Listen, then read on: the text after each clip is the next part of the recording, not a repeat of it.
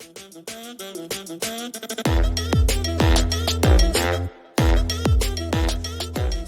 Everyone, मेरा नाम है विशाल और मैं आपका आज की इस वीडियो में स्वागत करता हूं, जिसमें हम इंग्लिश का इंट्रोडक्शन पढ़ेंगे, यानी कि इंग्लिश की हिस्ट्री कैसे है, इंग्लिश की शुरुआत कैसे हुई है। तो शुरुआत करते हैं।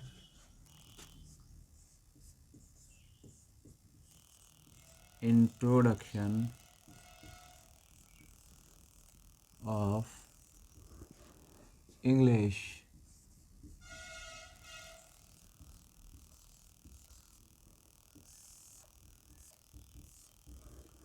तो ये बात है लगभग 600 से 700 एडी की, जब इंग्लिश की शुरुआत हुई। इंग्लिश की शुरुआत हुई जर्मनी नाम के एक देश से, जो कहाँ है, जो यूरोप में है। तो इस जर्मनी देश से इंग्लिश की शुरुआत होती है। जर्मनी के वेस्ट पार्ट में जो लोग रहते हैं, जिनको हम कहते हैं एंगल्स, सेक्शंस, जिनको हम कहते हैं जूट्स, और भी बहुत सारे लोग जो यहाँ पे रहते हैं, फ्रेशियंस। ये जो लोग यहाँ पे रहते हैं ये माइग्रेट करते हैं, यानी कि अपना स्थानांतरण करते हैं और जाते हैं ब्रिटेन। ब्रिटेन यानी कि वो जगह जहाँ पे रहते हैं अंग्रेज, ब्रिटिशर्स रहते हैं। यहाँ से ब्रिटिशर्स आए थे, जहाँ पे इंग्लैंड है। जब ये वहाँ पे जाते हैं तो ये यहाँ से इंग्लिश को लेकर वहाँ पे यूज़ कर रहे होते हैं, और इंग्लिश इस तरीके से जर्मनी से पहुँच जाती है कहाँ पे, ब्रिटेन। लेकिन ये बहुत ही बड़ा मिथ है कि ब्रिटेन से ही इसकी शुरुआत हुई है। तो शुरुआत कहाँ से हुई है? शुरुआत हुई है जर्मनी से। कौन लेके गया? ये सारे लोग लेके गए, ठीक है। उसके बाद में क्या होता है, धीरे धीरे ये बात थी 600 एडी की, 600 से 700 एडी। एडी का मतलब क्या होता है? एडी का मतलब होता है, ए का मतलब होता है एनो, और डी का मतलब होता है डोमिनी, और इस पूरे का मतलब लैटिन लैंग्वेज में होता है in the period of Jesus Christ, यानी कि जीसस क्राइस्ट के जन्म के बाद जितने भी समय होता है उसको हम कहते हैं एडी। तो जीसस क्राइस्ट के जन्म के लगभग 600 से 700 साल बाद में इंग्लिश जो है ब्रिटेन में पहुंच जाती है जर्मनी से, इन लोगों के द्वारा। अब क्या होता है, अब समय आता है यही 700 एडी का। 700 एडी का समय वो होता है जब आज के टाइम की सबसे पुरानी नोन पोयम, जिसको हम कहते हैं सेडमन्स हाइम,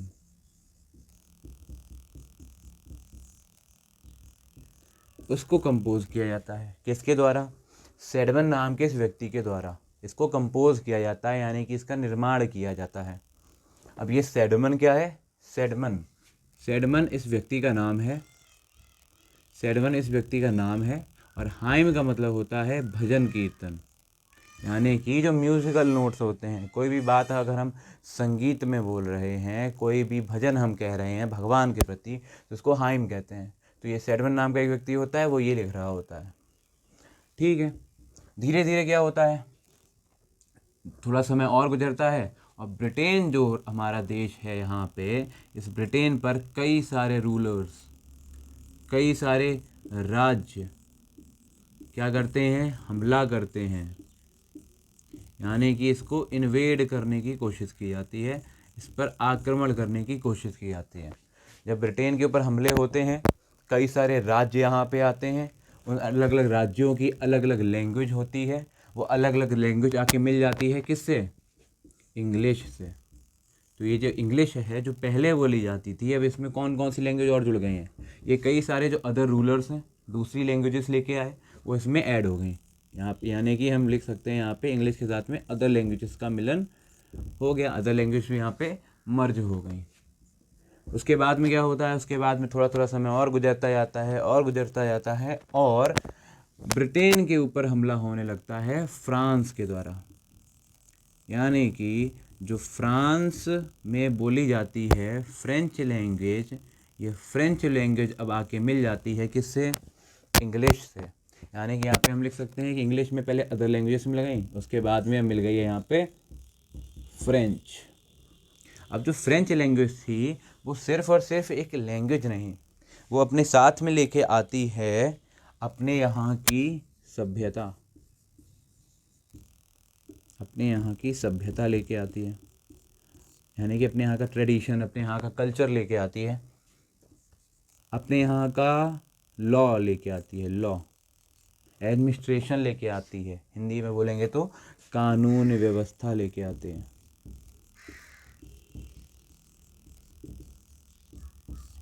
अपने यहाँ का भोजन, अपने यहाँ का पहनावा, अपने यहाँ की रॉयल्टी, रॉयल्टी यहाँ पे लेकर आती है। तो इन सब चीज़ों की वजह से जो फ्रेंच लैंग्वेज यहाँ पे मिली तो इंग्लिश को क्या बना देती है, एक बहुत ही सभ्य लैंग्वेज बनाती है। यानी कि हम देख सकते हैं, हम जब भी कोई व्यक्ति हमारे आसपास इंग्लिश बोल रहा होता है तो हम मान के चलते हैं कि वो व्यक्ति बहुत ही ज़्यादा डिसेंट है, बहुत ही ज़्यादा सभ्य है। तो ये सारी चीज़ें होती हैं, यानी कि इंग्लिश में ये फ्रेंच लैंग्वेज भी मिल गई। धीरे धीरे धीरे धीरे धीरे धीरे क्या होता है, जो इंग्लिश होती है, क्योंकि ये पहले कैसी इंग्लिश है, पुरानी इंग्लिश जो बहुत पहले बोली जाती थी, जिसमें लगभग 2,20,000 शब्द होते थे। तो ये जो ओल्ड इंग्लिश थी वो अदर लैंग्वेजेस के साथ में मिलके, ये जो रूलर्स थे और फ्रेंच के साथ में मिलके अब बन गई थी बहुत ही ज़्यादा मॉडर्न। तो इसको हम कहते हैं द मॉडर्न इंग्लिश। तो ये हो गई हमारी मॉडर्न इंग्लिश, यानी कि जो नए ज़माने में बोली जा रही थी, जो कि इन तीनों का मिलन था। उसके बाद में क्या होता है, उसके बाद में जो ब्रिटिशर्स होते हैं, यानी कि ब्रिटेन में रहने वाले लोग होते हैं, ये अब बहुत ही बड़ी मात्रा में जाते हैं कहाँ पे, बहुत ही बड़ी मात्रा में पहुँचते हैं ये पहुँचते हैं अमेरिका। क्यों पहुँचते हैं ये अमेरिका जाते हैं अच्छे एजुकेशन सिस्टम की वजह से, वहाँ पे जाते हैं अच्छे इंफ्रास्ट्रक्चर की वजह से, वहाँ पे जाते हैं बहुत सारी अपॉर्चुनिटीज़ होती हैं जो नौकरी के लिए, उसके लिए, यानी कि एम्प्लॉयमेंट के लिए। तो यहाँ पे अमेरिका पहुँच जाते हैं। अमेरिका जब पहुँचते हैं तो वहाँ पे लोग दूसरी इंग्लिश बोलते हैं, वहाँ पे दूसरी लैंग्वेज बोली जाती हैं, और वो लैंग्वेज ब्रिटिशर्स की लैंग्वेज से मिलती है। यानी कि ब्रिटिशर्स कौन सी लैंग्वेज बोल रहे थे, ये जो मॉडर्न इंग्लिश थी। तो इसमें ऐड हो जाती है, क्या ऐड हो जाती है, अमेरिकन इंग्लिश, अमेरिकन इंग्लिश।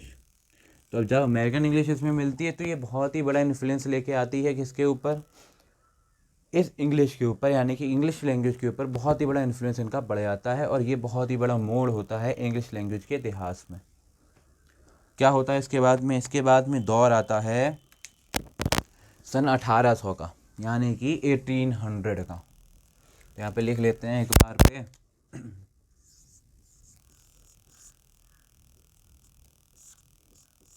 सन 1800 या फिर बोलें 19th सेंचुरी जो होती है वो यहाँ पे आ जाती है, 19वीं शताब्दी यहाँ पे आ जाती है। क्या होता है इसमें, क्या होता है, 19वीं शताब्दी में जो ब्रिटिशर्स होते हैं, ब्रिटेन जो होता है वो दुनिया में बहुत सारे देशों को अपना कॉलोनी बना लेता है, यानी कि उनके ऊपर उसका राज्य होता है, जिस तरीके से इंडिया को उसने अपना कॉलोनी बनाया हुआ था। तो अब अमेरिका में भी ब्रिटिश रूल था, कनाडा में भी ब्रिटिश रूल था, अफ्रीका के कुछ देशों में भी ब्रिटिश रूल था, यूरोप में तो ब्रिटेन था ही, एशिया में बहुत ही अच्छा एग्जांपल है, इंडिया में ब्रिटिशर्स थे।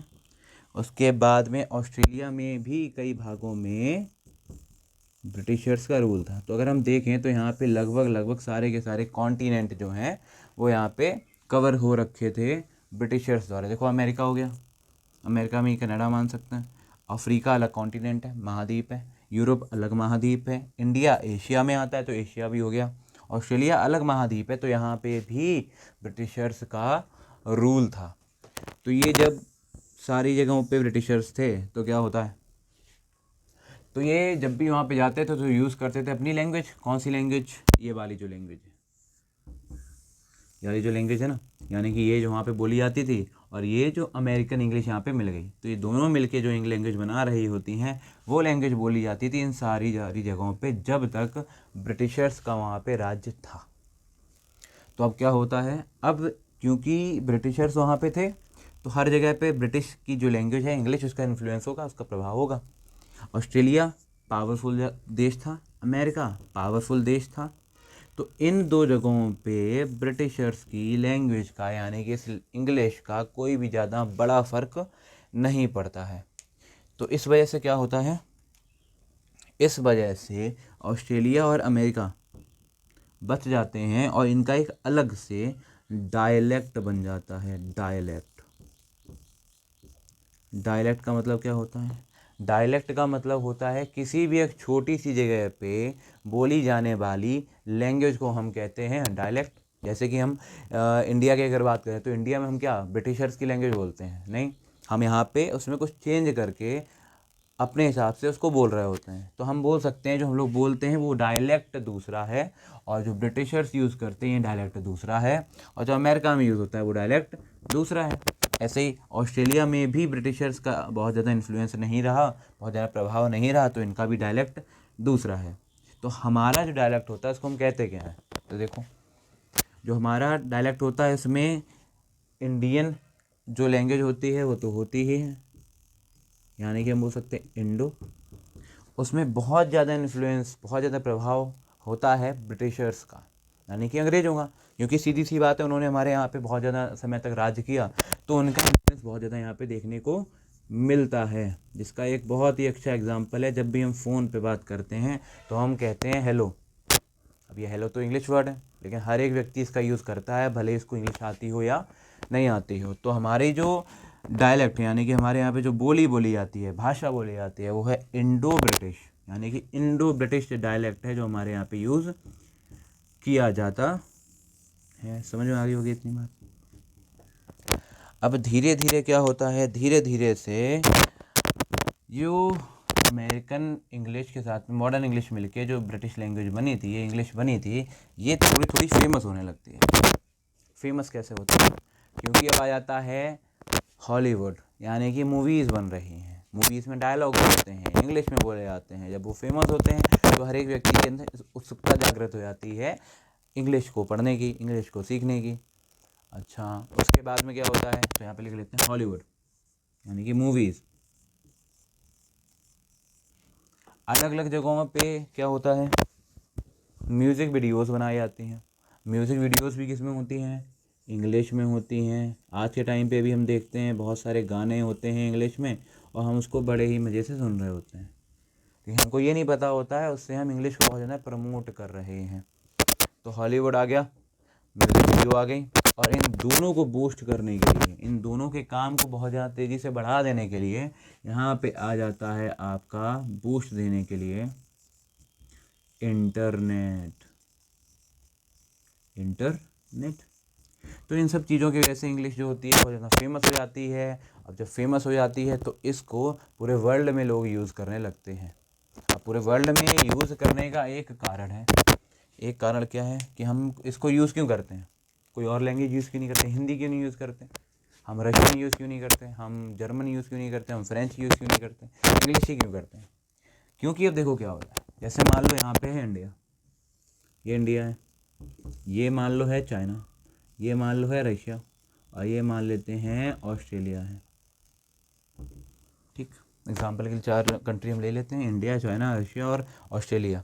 तो अगर मान लेते हैं इंडिया को कुछ व्यापार करना है, कुछ ट्रेड करना है चाइना के साथ में, तो क्या करेगा, इनसे बात करनी पड़ेगी उसको।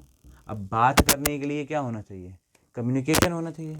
ठीक, तो कम्युनिकेशन के लिए एक लैंग्वेज होनी चाहिए ना, कि हम हिंदी में बोल रहे हैं, उनको हिंदी आती नहीं है, तो मेरी बात कैसे समझेंगे। तो क्या काम होता है कि इंडियंस को सीखनी पड़ेगी इनकी लैंग्वेज, यानी कि चाइनीज़। अब चाइनीज़ को तो उनको तो समझ में आ गया कि इंडियंस ने क्या बोला है, अब चाइनीज़ क्या बोलेंगे ये भी तो इंडिया वालों को समझ में आना चाहिए। तो चाइनीज़ लोगों को क्या सीखना पड़ेगा, इन लोगों को सीखना पड़ेगी हिंदी भाषा, या फिर कहें इंडिया की कोई सी भी भाषा, ताकि ये इंडिया और ये दोनों आपस में बातें कर सकें। यहीं पे मान लेते हैं इंडियंस को ऑस्ट्रेलियन से बातें करनी, तो ऑस्ट्रेलियंस की भाषा सीखनी पड़ेगी और ऑस्ट्रेलियंस को सीखनी पड़ेगी हिंदी, इंडिया की भाषा कोई सी भी, हिंदी या कोई सी भी। ऐसे इंडिया को रशिया के साथ करना है तो रशियन, और रशिया को इंडिया के साथ करना है तो इंडियन। ऐसे ही रशिया को चाइना के साथ में करना हो तो चाइनीज सीखनी पड़ेगी, चाइना वालों को रशियन सीखनी पड़ेगी।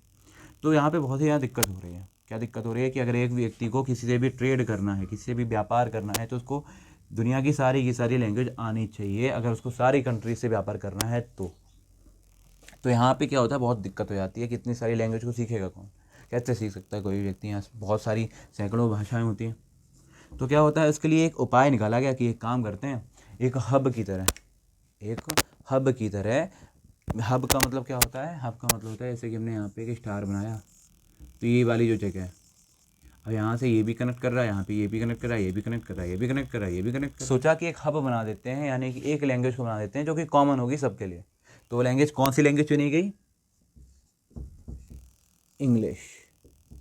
अब इंग्लिश ही क्यों चुनी गई, इसका आंसर पहले दिया जा चुका है, क्योंकि ये बहुत ज़्यादा फेमस हो गई थी इन चीज़ों की वजह से। ठीक है, और कौन सी बात इस वजह से बहुत ज़्यादा फेमस थी, क्योंकि यहाँ पे हर जगह पे इस वाले टाइम पे ये सारी चीज़ें यहाँ पे फेमस हो गई थी, सारी जगहों पे ये इंग्लिश जो है वो फेमस हो चुकी थी। अब इसको बना दिया जाता है, एक हब की तरह यूज़ किया जाता है, यानी कि अगर किसी को किसी भी कंट्री से कम्युनिकेशन करना है तो उसको उस देश की लैंग्वेज ना सीखनी पड़े, और वो कौन सी लैंग्वेज सीख ले, अगर ये हब लैंग्वेज यानी कि इंग्लिश को अगर सीख लेता है तब भी उसका काम चल सकता है, वो ईज़िली वहाँ पे ट्रेड कर सकता है, ट्रेड का मतलब व्यापार कर सकता है। तो इस वजह से यहाँ पे इस्तेमाल की जाती है।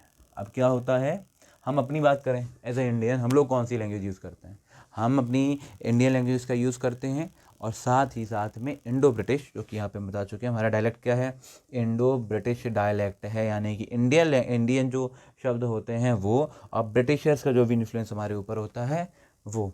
साथ ही साथ में हम थोड़ा सा अमेरिकन इंग्लिश को भी यूज़ करते हैं, जैसे कि एग्ज़ाम्पल के लिए अगर देखा जाए तो जो वर्ड होता है कलर, COLOUR, ये स्पेलिंग ठीक है या फिर COLOR, बताओ, COLOUR ठीक है या COLOR ठीक है। तो अगर हम देखें तो ये दोनों की दोनों स्पेलिंग ही सही हैं, यानी कि COLOR भी होता है, COLOUR भी होता है। बस डिफरेंस क्या है, डिफरेंस है कि ये ब्रिटिश लैंग्वेज का पार्ट है, और ये वाला जो है ये हमारा अमेरिकन इंग्लिश का पार्ट है। ठीक है, तो इस तरीके से बहुत सारे वर्ड होते हैं जो कि अमेरिकन इंग्लिश के होते हैं, और बहुत सारे वर्ड होते हैं जो ब्रिटिश इंग्लिश के होते हैं। बस हम थोड़ा सा कंफ्यूज हो जाते हैं कि कौन सा वर्ड किस में है, और स्पेलिंग में थोड़ी सी कन्फ्यूज़न रहती है। तो यही सारा कुछ है इंग्लिश के इंट्रोडक्शन के बारे में। तो अगर अभी देखें तो हम कौन कौन सी लैंग्वेज बोलते हैं, अगर जब हम इंग्लिश की बात करते हैं तो हम इंग्लिश को तो बोलते ही हैं जो ओल्ड इंग्लिश होती है, हम अदर लैंग्वेजेस भी बोलते हैं, साथ में फ्रेंच भी बोलते हैं, और उसके साथ में कहीं ना कहीं पे अमेरिकन जो इंग्लिश है उसका भी एक बहुत बड़ा इन्फ्लुएंस यहाँ पे होता है। अब जो इंग्लिश लैंग्वेज होती है बहुत ज़्यादा बड़ी भी नहीं है, और अगर देखा जाए तो इजी ही होती है। इंट्रोडक्शन यानी कि इंट्रोडक्शन से मतलब था इसकी हिस्ट्री आती है, कहाँ से शुरुआत हुई है। अब जो अगला चैप्टर होगा या अगला लेसन होगा उस लेसन में देखा जाएगा कि इंग्लिश का इंट्रोडक्शन यानी कि इंग्लिश ग्रामर का इंट्रोडक्शन, जो है वो देखा जाएगा। इंट्रोडक्शन